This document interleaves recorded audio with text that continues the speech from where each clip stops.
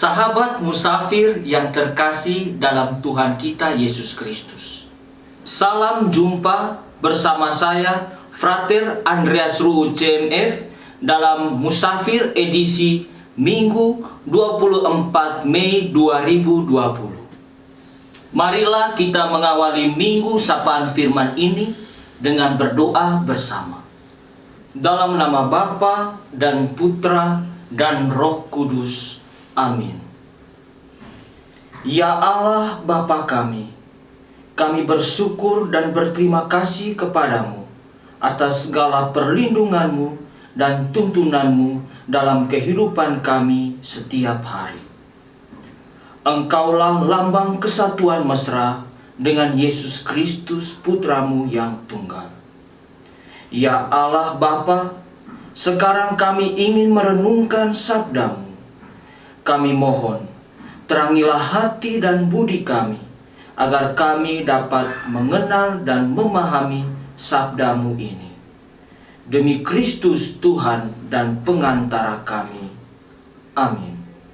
Dalam nama Bapa dan Putra dan Roh Kudus. Amin. Inilah Injil Yesus Kristus menurut Yohanes. Dimuliakanlah Tuhan. Dalam perjamuan malam terakhir, Yesus menengadah ke langit dan berdoa, Bapa, telah tiba saatnya, permuliakanlah anakmu, supaya anakmu mempermuliakan engkau. Sama seperti engkau telah memberi kepadanya kuasa atas segala yang hidup, demikian pula ia akan memberikan hidup yang kekal kepada semua yang telah engkau berikan kepadanya.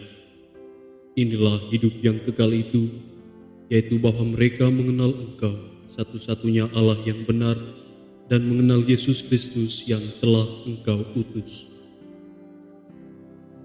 Aku telah mempermuliakan Engkau di bumi dengan jalan menyelesaikan pekerjaan yang Engkau berikan kepadaku untuk kulakukan.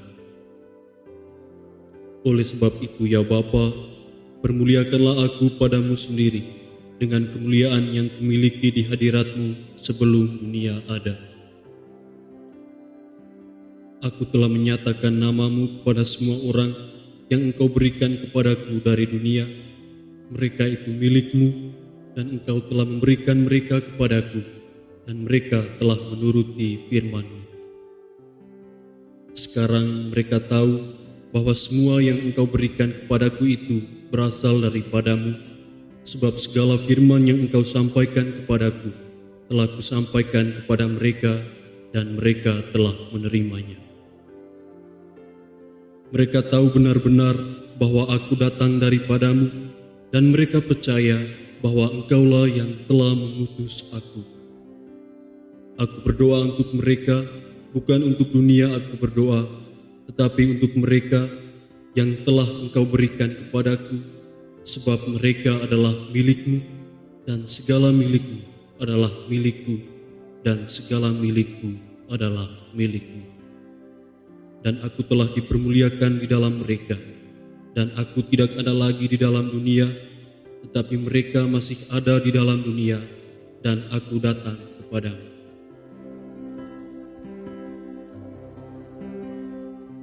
Demikianlah Injil Tuhan. Terpujilah Kristus.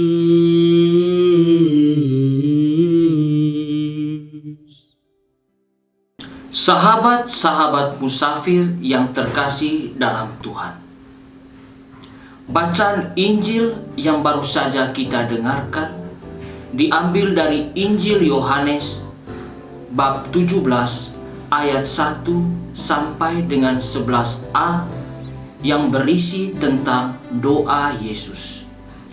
Doa Yesus merupakan bagian terakhir dari rangkaian wejangan Yesus kepada para murid ketika Yesus mau pergi kepada Bapanya. Ada beberapa hal yang menarik dari doa Yesus ini. Yang pertama, Yesus menyebut Allah sebagai Bapanya. Sapaan ini menunjukkan relasi yang begitu intim, yang begitu dalam antara Yesus dengan Bapanya. Kemesraan dan keintiman antara Yesus dengan Bapanya berulang-ulang kali dijelaskan oleh penginjil Yohanes. Misalnya percakapan antara Yesus dengan Filipus. Yesus mengatakan bahwa aku ada di dalam Bapa dan Bapa ada di dalam aku. Bandingkan Yohanes bab 14 ayat 10 sampai dengan 11. Doa Yesus ini sungguh-sungguh merupakan sentuhan personal antara Yesus dengan Bapanya, karena lahir dari sebuah kenyataan bahwa benar Yesus dan Bapa adalah satu. Yang kedua adalah Yesus memuliakan Bapa dan Yesus menyerahkan para muridnya kepada Bapa.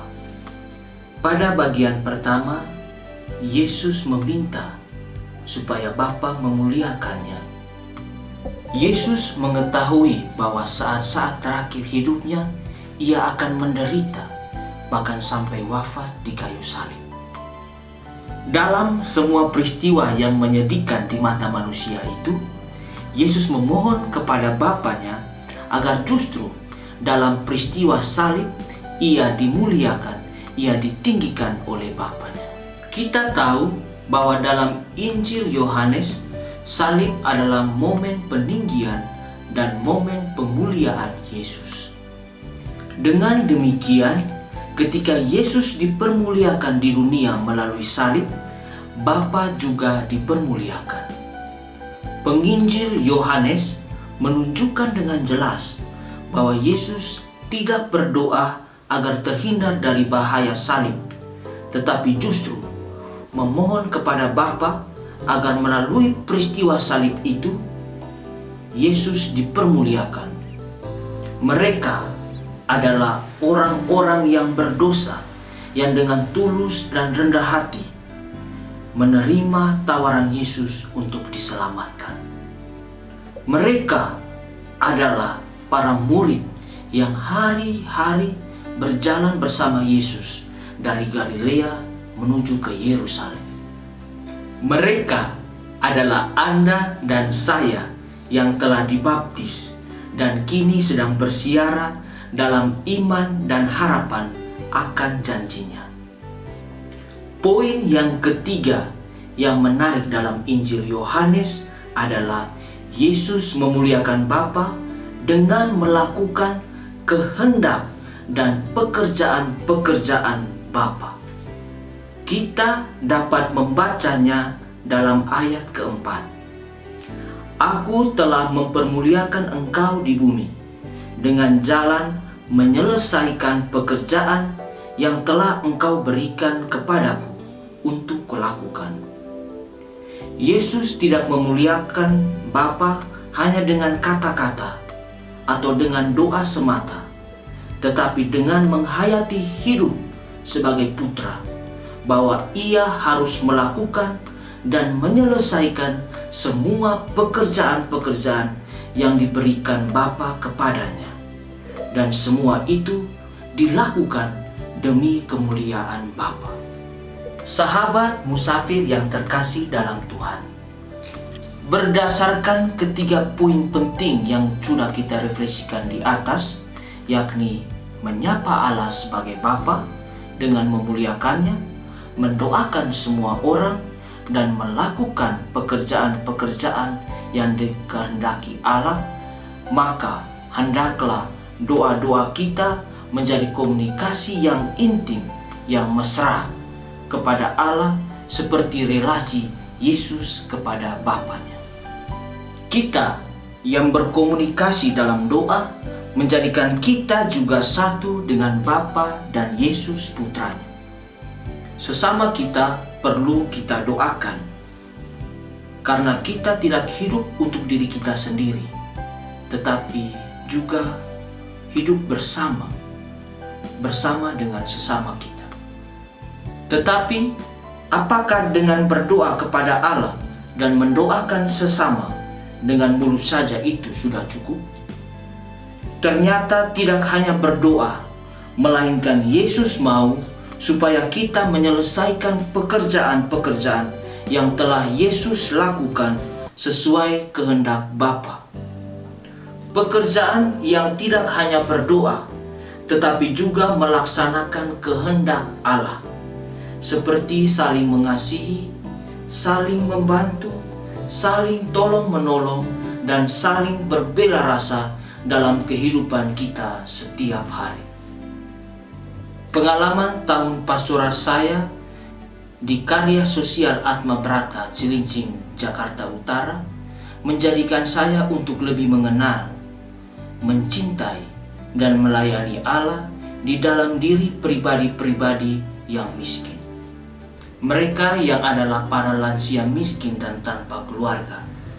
Mereka yang adalah para difabel yang terpinggirkan di dalam hidup bermasyarakat, dan mereka yang adalah keluarga-keluarga miskin yang ada di sana. Di sini Karya Sosial Atma Brata hadir di ujung utara Jakarta untuk pertama-tama melakukan pekerjaan-pekerjaan demi kemuliaan Allah yang lebih besar dan menjadi saluran berkat Allah kepada mereka yang miskin dan terlantar. Sahabat-sahabat musafir yang terkasih, berikut ini cuplikan video dari pengalaman pastoral saya di Karya Sosial Atma Brata, Cilincing, Jakarta Utara, yang mungkin bisa menjadi satu bagian kecil untuk memuliakan Allah melalui pekerjaan-pekerjaan yang nyata bagi orang-orang yang membutuhkan uluran kasih dari kita.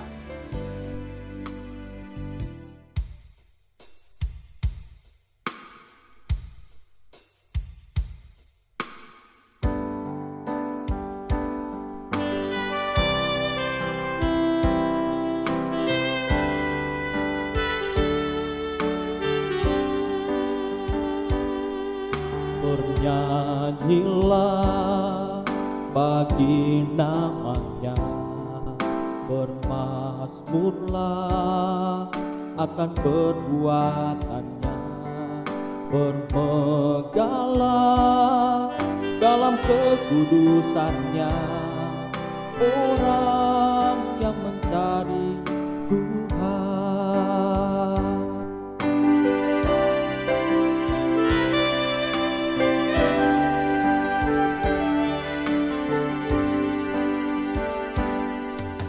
Carilah Tuhan dan kekuatannya, carilah selalu akan wajahnya.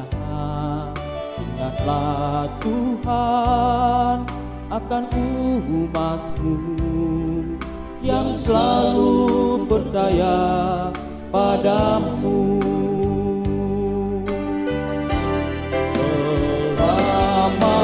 Selama-lamanya Tuhan mengingatmu,